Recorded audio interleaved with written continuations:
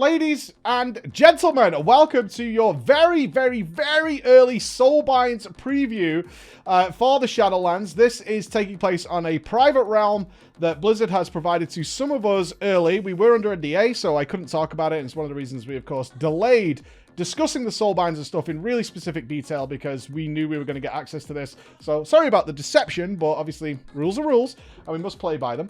In this video, we're going to be covering the Soulbinds, how they actually work, how they interact, and the Conduit system, which is the new gem/relic system that is coming into the game. They have given access to the Revendreth Covenant. So, of course, once you hit level 60, you will get to choose your Covenant. This is Sinfall, this is the Venthir one, and we will do a number of other videos looking at things like the special Venthir events, so check that out. Looking at how the new TFT-style auto-battler works for the mission table, we'll be looking at that, and looking at the Maw. We do have access to the big endgame zone, the Maw. So this is purely Soulbind based. So to give you an idea, I don't want to spoil too much here. This is more about how the system works. Is once you get to choose your Covenant, one of the first quests you're going to get is to get your first Soulbind. So you have this new icon up in the right-hand side of the screen here. And once you click on this, this is your new sort of interface panel. As you can see, some of the missions I've sent out have been dealt with. Check the other video for that. Calling quests. So these are not showing in here right now, but these are kind of like your emissary quests. As if I look here, I can see the call to Maldraxxus. Significant changes to the world quest system, by the way. Watch that video. There's a lot. We've not slept. We have not slept. We've had less than 24 hours to get through this stuff. So you can see I have one Soulbind here, which is Najia the Mistblade. So once you start, you'll be like, okay, you're getting your first Soulbind. And it's a very small ritual. I actually imagine they're going to put a better graphic in for this. But once you bind with them, you then have access to Najia's talent tree. So here you can see, I could do this from anywhere, by the way. This window follows me around, and I can choose Najia. Now, this is all unlocked for me. That's just from this realm. You're going to be leveling this up and progressing through it. I have no doubts. This will be something ongoing. And you can see I do have access to the other one. So if I'm out in the world and I want to swap my Soulbind, you can see I am not near the Soulbind box. It's this thing over here, the Forge of Bonds. I can swap. So if I want to swap to Theotar, I'm done. And now I have Theotar's things. If I want to swap to my third Soulbind, General Draven, I could do that right there and swap back to Najia. Although technically, story-wise, campaign-wise, I specifically only should have access to Najia. For the sake of testing, they have given us all three. So it is that quick to swap between these Soulbinds. Now, they've changed pretty dramatically, which is something we expected to happen. They have removed a lot of the really egregious stuff, the things that really had us terrified. And so it's pretty interesting. It's pretty interesting that they've kind of almost got this perfect. In fact, I would hazard to say for 99.9% of the player base, the Soulbind system in its current iteration is fine. It's absolutely fine. So let's show you how this works. Now, it's not perfect. There are some weird things going on, which I'm going to put down to it being in its early state. But let's take a look here. So if we go here, this is where we actually spec out a Soulbind, all right? Now, you'll notice this little button down here called Reset. And we can reset for just one Reservoir Anima, of which they've provided us with huge amounts. So we could, if we want to respec this, we just click that and it costs one. Very easy to do. So simple. And then we work through this. Now, as I said, they've removed or altered a lot of the stuff that was super terrifying. They've just got rid of it. So for the most part, while that's much better in terms of game balance and people feeling like they're being punished for choosing the wrong one, that is much better. One has to suspect now, though, these are kind of like glorified gem slot holders, because most of this stuff isn't really going to affect you too much. There is some cool stuff still here, but it's not going to be as relevant as I might have felt it was going to be. So, for example, if I want Door of Shadows, disorientates all nearby enemies at the target location for 8 seconds when you appear, I can pick that. Or I can choose Door of Shadows, increases your movement speed by 80%, decaying over 6 seconds. Very good abilities. Now, what's going to determine which one I choose is probably now going to be the Conduits themselves. All right, the Conduits themselves. So these are gem slots. So if we look at one that I haven't specced out, you can see here these empty slots. And you can see this one's got a shield with it. These ones have the crossed swords, and this one has the lightning bolt effect. These are conduits. Now, these symbols mean that these slots can only have one of those types of gems inside them. All right? So I have to pick up one of the defensive ones here. And what you're going to notice is that all through the Soulbinds, each one of them has 3 of a particular type. So General Draven is the tankier guy. So he has 1, 2, 3 of the shield conduits. Those are the defensive conduits, yes? If we go to Theodore the Mad Duke, he has 3 of the lightning bolt ones. 1, 2, 3. He only has 2 of the other types. He only has 2 defensive and 2 offensive or throughput. So DPS, healing, etc. On his tree, meaning he's more utility based. If we go to Nadia, who's the first one you get, that she has 3 DPS ones. 1 there, 1 here, and 1 here. Now, you can't have everything. This isn't like an artifact weapon exactly. It's very close, but it's not exactly like one, meaning we have to choose our path down to the end. So if I wanted to get, say, every DPS conduit, because my conduits for my character are really good, I want as many as possible, I'm going to have to say, okay, I have to take this ability, because that's going to get me this DPS conduit. I then pick up a utility conduit. Now, I can't go back. I can't go towards getting the defensive and getting this. I have to go this way. So I'm going to pick up this ability here. Now, as I said, let me look at these abilities a little bit. So this isn't implemented yet, but you loot 20% more infused rubies and dredges throughout Revendreth.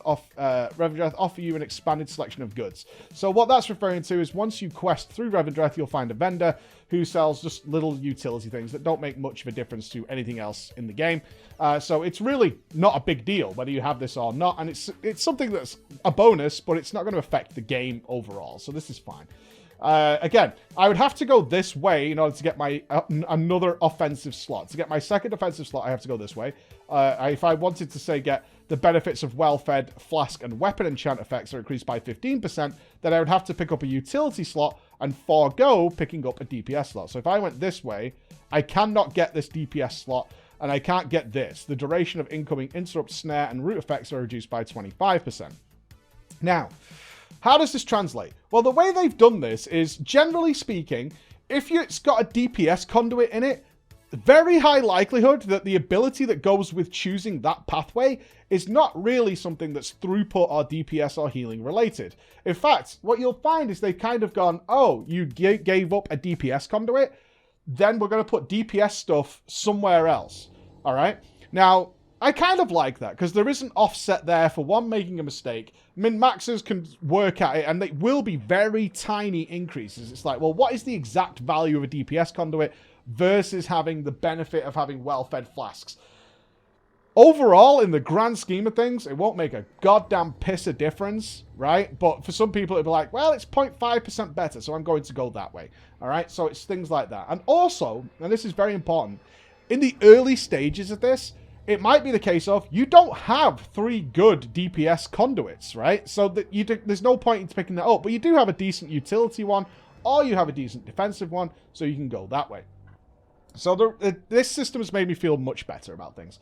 So because of the nature of the tree, the very last one, regardless of what I do, is a DPS conduit. I pick that up, and then I pick up the big reward at the end. In this case, it's Thrill Seeker, which is while in combat, you gain a stack of Thrill Seeker every 2 seconds, or 4 stacks from killing an enemy. At 40 stacks, Thrill Seeker is consumed and grants you Euphoria, speeding up everything you do. So you get a little haste buff for 10 seconds. Thrill Seeker decays rapidly while you're not in combat. So you get this little haste buff. It's nice. Is it game-breaking? Can you really play around it? Somewhat. I mean, it's not something you can really manage. It's kind of basically like a little haste proc. So think of it like a corruption haste proc ring, little trinket buff, exactly like that. And of course, that is the big reward for being Nadia the Mistblade. Now, there we go. We've chosen our tree. So what if we decided to respec? Well, we probably wouldn't want to. Let's say I'm on my warrior, which I am, and I want to go tank now. Okay? So I'm going to swap over to protection. I probably don't want all those DPS conduits, right? I don't really want those things. So once I respec, I could quickly swap Nadia out and say reset her. Let's say she's the only soulbind I have. And I can go with a more defensive tree. So now I'm getting Durashadow's movement speed, but I'm getting the defensive conduit. I still get the utility. I still get Frenzy Low Places. But now I'm going to come down here and pick up Adversary, which is a very good DPS ability, and then come down this way.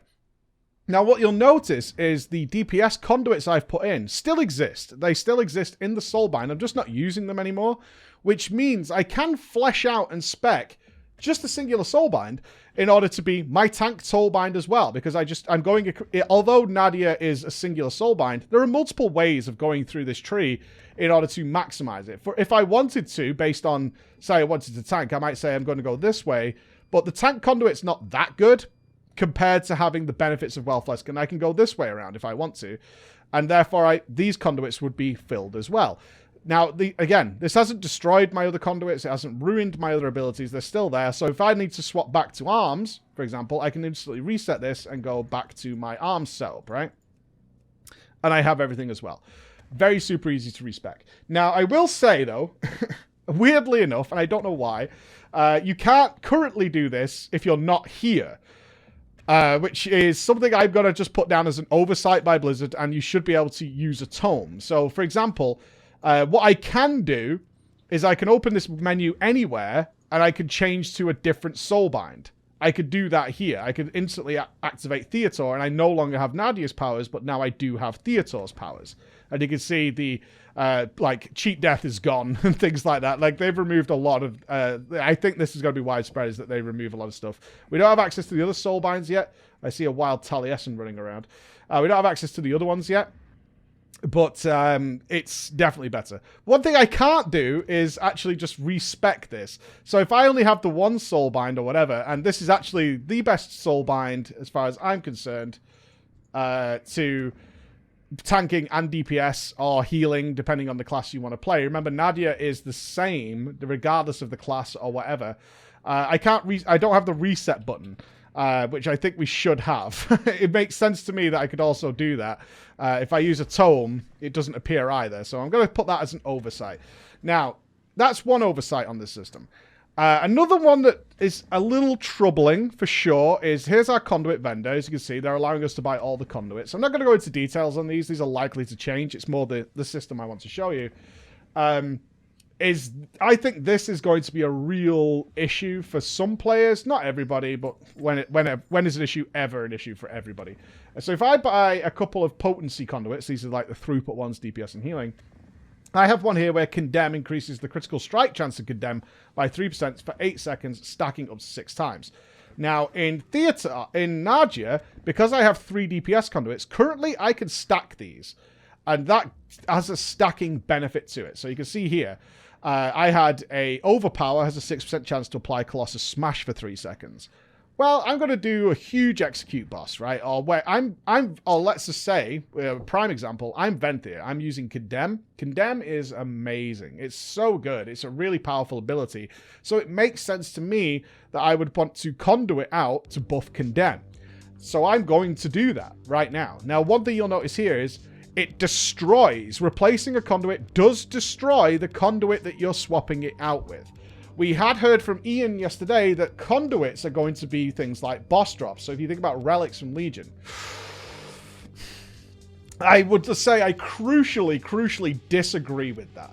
I think that is a really bad idea. It's almost perfect. It's almost perfect because we can do these loadouts where if I find a really good defensive gem, I can put it in here and I can get the utility out of it when I want to use it. But unless you're really lucky, and basically there's just one conduit that's just the best, right? We have that scenario where there's just some sort of gem that is just the best. And perhaps it will work out that way, and I'm just kind of putting out the idea here. Then you won't ever have an issue with this. However, if it does go the other way, and there are a couple of conduits that are really good, if it's the case of I get my 3 conduits, like that's my goal, is I want to get those 3 conduits so my tree is really good and really solid. And then the time comes where I want to tank or something along those lines, and those conduits are no good anymore. Or I tank some bosses, or I do some tanking as Mythic Plus. Again, if I enjoy playing the variety of my class, then I have to swap these out. Having to refarm, certainly if it needs like Mythic 15 and a lucky chance of it dropping out the chest. If it's a case of doing that or re-killing certain raid bosses again just to get the conduit, that's going to get a little tiresome very quickly, and I wouldn't like that. It's not that bad, though. Again, I don't want to overstate it. It's not that bad. It's certainly a frustration I can see, is people having to sort of consistently throughout the expansion just keep farming conduits, because the way it works is that Soulbind is just considerably better. Therefore, I kind of have to swap around here, and that means I have to, every time I do that, it doesn't mean a gold cost or anything like that. It means I literally have to refarm, say, a Mythic 15 dungeon multiple times just to hope it drops in the chest. That could lead to a lot of frustration. But, again, it's not that bad. Why? you do get 3 Soulbinds. So you can, if you want to, you can make General Draman, which has 3 defensive conduits, the tank one. If you want to, I can make this my tank guy. So it's kind of up to you. I can make this my PvP guy if I want to. Now, it will obviously depend on how these final powers come out. Like you see here, Condemn grants 10% versatility to you and 4% verse to up to 4 nearby allies. We've been able to really check whether this stacks, but this is kind of still the egregious ones. These are the ones that make you go, ah, that's really, really good. Like, that's crazy strong. In so many different environments that, like, do we now default because of that? I mean, I could still, if I wanted to, I could still pick up 2 of my DPS conduits going this way, right? I can go this way, but would I want to? Standing still for at least 4 seconds grants you 10% increased stamina and 4% increased healing done. That's huge for tanks. I mean, that's so enormous that it can't be overstated enough how powerful this is. What am I giving up as a DPSer? Successfully interrupting an enemy or dispelling an ally increases your crit chance by 10% for 10 seconds. Not huge. Can be utilized depending on the class. While you're at 80% health, you gain 1% strength every 3 seconds, stacking up to 5 times. So 5% extra strength. That's pretty awesome. Not a fight where we're not taking big damage, in Mythic Plus, you know, where you can kind of avoid a lot of things. Grievous is going to ruin it, though. You know, there's all sorts of different choices to be made here. I like this.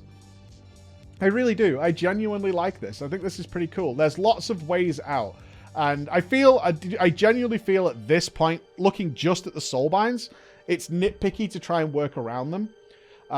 Because there's benefits here. Some of them are still a little egregious. Some of them. And they do need looking at, Blizz, if you're watching this. They do need looking at. Some of these are a little wacky. Like this one here. The first enemy you damage in combat is marked as your adversary. You deal 4% more damage to them. And they deal 2% less damage to you. 4% damage is huge. Permanently on a massive boss fight. It's so big that this kind of ability, and I'm talking to everybody here, this kind of trait might seem thrown in, but in many ways, this dwarfs literally everything else. I actually don't even give up that much to get it. I give up 1 DPS conduit in order to pick this up. And I pick up a defensive conduit, which isn't that bad, and I still get 2 DPS conduits. Like, these are the ones that really need looking at. These verse ones, they really need looking at, because they're still the ones that are like, that just crushes everything else in here. It kind of spoils it, at least from my perspective. But again, from a lot of players, I don't think it'll matter that much. But for some of us, this kind of like destroys the system and makes it a little bit less interesting. So that's how it's going to work. It still needs a little bit of love and care and attention. Still some abilities that are outlying. It's really positive to see that like some things have just been flat out removed because they're crazy. That's fine. It's nice to see a lot of stuff has been swapped down. We still do have things like if I activate Theatar here, we still have Instant Door of Shadows. I'm not sure it's a good idea to actually give literally every class Heroic Leap. A better version of Heroic Leap, I guess, would be more appropriate. I still think that's a really bad idea. Like, this ability is so dumb that, I mean, it's so much better than, like, if I stand here, there's not many classes in the game that can do this. Right? I was there. There's not many classes in the game that can do that, especially with, like, a 1-minute cooldown. That's pretty huge. So there's still some in here that I'm like, but it's much better. It's definitely better. I really like that you can have a self-contained loadout. I imagine most players are going to literally take their first Soulbind, level that up, and just put everything into here, and maybe later down the expansion they'll bother with the other 2. But there's a huge chance they're probably just going to go, oh, this is my Soulbind, and this is what I do. So there's your Soulbind preview, guys. Really positive stuff. Really happy with it. We're going to look at everything else that Blizzard has given us access to in the next couple of videos. Thank you very much. Bye-bye.